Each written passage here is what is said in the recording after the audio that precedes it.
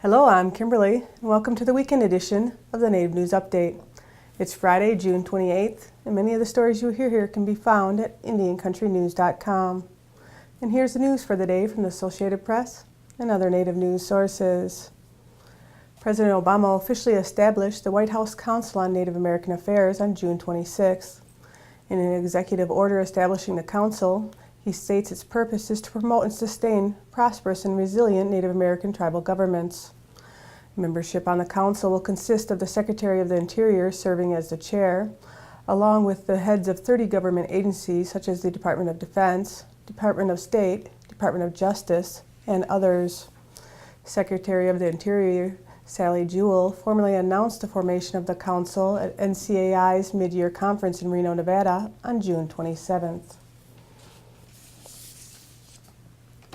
The Ysabel Tribe, founded in 1893 in California, has announced its support for the LGBT community as it strives for same-sex marriage equality and an end to governmental discrimination.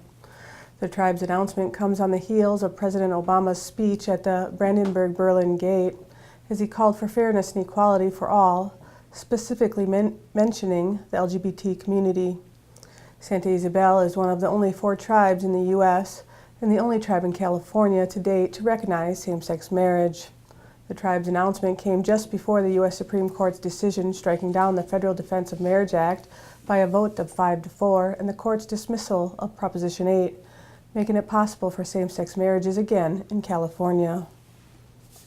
The U.S. agencies that are responsible for managing the Columbia River have released a draft document on June 27th that states a U.S.-Canada treaty that governs how the river and its dams are managed for flood control and power generation should be modernized to better reflect current Pacific Northwest priorities.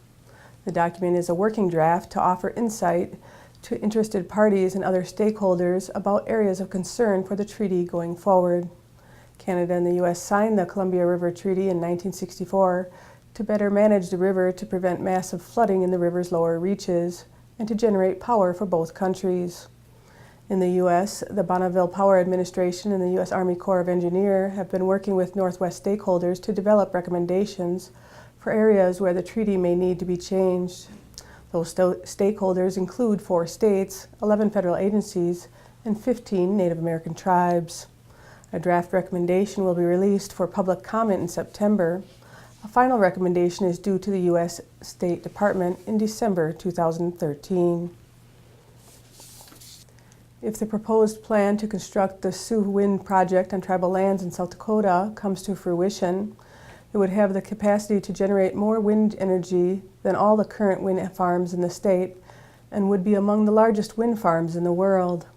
In an unprecedented move, the Cheyenne River Sioux Tribe, the Crow Creek Sioux Tribe, Oglala Sioux Tribe, Rosebud Sioux Tribe, Sisseton Wahpeton Yoyate, and the Yankton Sioux Tribe united to advocate for an opportunity to tap into wind energy resources that exist on their lands by using a model that differs from the standard model used to develop wind energy and other forms of renewable resources in the past.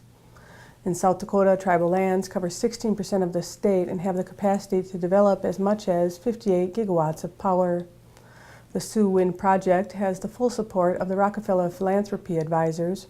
Arndt Fox and several other entities were revealed during the Clinton Global Initiatives on June 15th.